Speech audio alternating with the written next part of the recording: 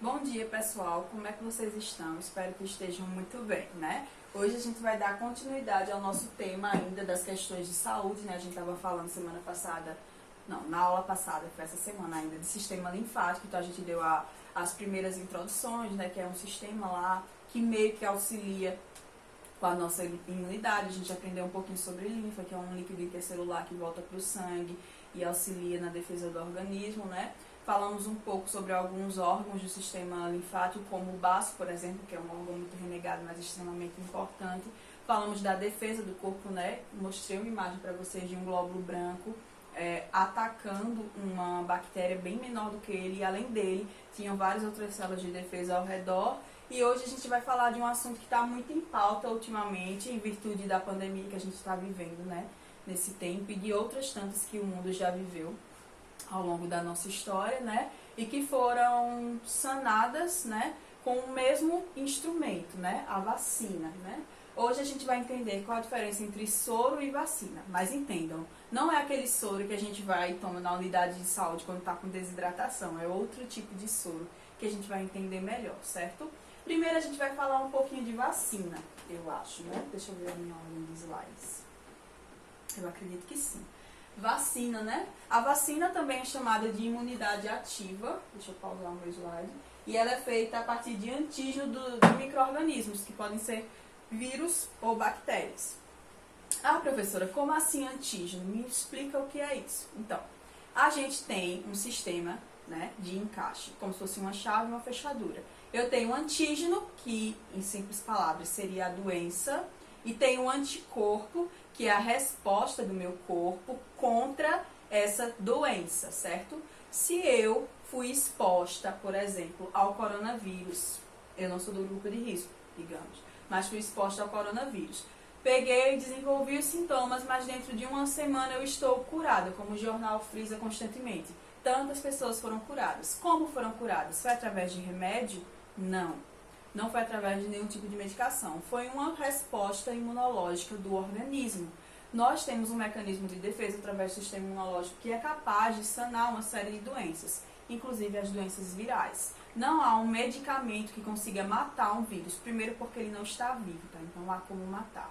Os antibióticos não funcionam contra os vírus porque antibióticos são propícios para bactérias. Eles agem na membrana celular da bactéria e assim as matam. Mas vírus não tem célula, logo não tem membrana, né? Ele tem uma cápsula proteica. Então não há como matar, então não existe um medicamento que seja capaz de exterminar um vírus uma vez dentro do hospedeiro. Mas o que é que acontece, professora? Como é que eles se curaram de coronavírus se não existe uma cura e se o vírus nem está vivo? Como é que ele pode ter sido morto? Ele não foi morto. O vírus tem esse antígeno aqui, certo? Que é o mesmo material com o qual a vacina é fabricada. Esse antígeno entra no nosso corpo junto com a doença, né? E o nosso corpo leva alguns dias para entender o funcionamento da doença e decodificá-la. Uma vez que ele decodifica essa doença, ele cria uma resposta, que é o que a gente chama de anticorpo. E ela é perfeita e específica. Cada anticorpo que eu produzir, ele tem uma doença específica para atingir. Então, uma vez que ele entendeu e recebeu o sinal do coronavírus em mim, dentro de 5, 6 dias eu desenvolvi um anticorpo, ele se encaixa e inativa esse vírus. Então, o anticorpo inativa o antígeno. Isso de forma natural. O próprio corpo é capaz de fazer isso. Só que a gente entendeu que nem todas as pessoas conseguem desenvolver a resposta imunológica a tempo, né? E outras pessoas têm fatores de risco que fazem com que essa doença se desenvolva em pneumonias e outras síndromes mais graves. Então, elas acabam morrendo antes do corpo dela poder reagir, algumas. Diante disso, o mundo todo está trabalhando para a produção de uma vacina. Ah, professora, e qual a finalidade da vacina se o meu próprio corpo é capaz de produzir os anticorpos? É o seguinte, a vacina ela tem os antígenos, que é a parte da doença, né? Lembra que antígeno é a doença, anticorpo é a cura. Em linguagem simples, tá, gente? Os antígenos são introduzidos dentro do nosso corpo através dessa vacina.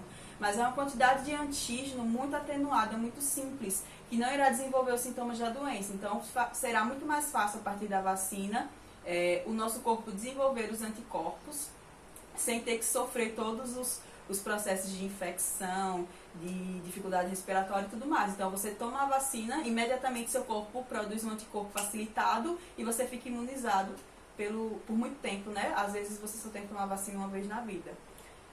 E assim é a ação da vacina. Ela coloca em você o antígeno, que é feito da própria doença atenuada, do vírus atenuado, e o seu corpo produz a resposta imunológica. Ah, professora, mas se está colocando a doença dentro do meu corpo, eu não vou sofrer? Não. É por isso que demora tanto tempo para produzir uma vacina, porque a gente tem que estudar direitinho as quantidades certas, as medidas certas para que não provoquem danos, em vez de provocar a cura. No caso do coronavírus, a vacina que está sendo desenvolvida, ela está sendo desenvolvida com anticorpos. É um tipo de vacina diferente, já que o vírus é um pouquinho mais complexo. Ela já está injetando no corpo os anticorpos. Então, o certo nem seria chamar essa vacina de vacina. Ela deveria ser chamada já de soro, porque ela não é uma imunidade ativa. Ela vai ser uma imunidade passiva. A ativa é quando você injeta o antígeno e você faz o seu corpo ativar os anticorpos. Então, ela estimula seu corpo a se defender. Mas no caso do coronavírus, se essa for a primeira que sai, porque o mundo todo está trabalhando, a vacina vai estar mais para ser chamada de soro, que é quando a gente faz a imunidade passiva. A gente já injeta no indivíduo os anticorpos, então já vai o serviço todinho pronto, seu corpo não sofre nada. O soro, ele é justamente isso, a injeção dos anticorpos no paciente. Ele é muito utilizado para picadas de serpentes e de escorpiões. Quando você leva a picada desses animais, você tem que imediatamente se dirigir a um centro de saúde para estar ingerindo soro, que é exatamente em anticorpos. Inclusive, alguns desses anticorpos eram cultivados em cavalos. Acho que são, e algumas espécies de veneno são. Ah, então, professora, que coisa complexa. Então, qual é a diferença básica entre soro e vacina? A vacina aplica-se, digamos, antes de você ficar doente. E o soro, ele pode ser aplicado depois de você ficar doente. Ah, então o que vai acontecer com a vacina do coronavírus é uma vacina mesmo.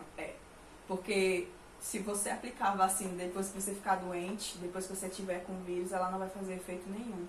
Então é por isso que mesmo ela tendo o comportamento de soro, ela ainda é chamada de vacina, porque tem que se aplicar antes de o indivíduo estar doente, antes de ele estar contaminado.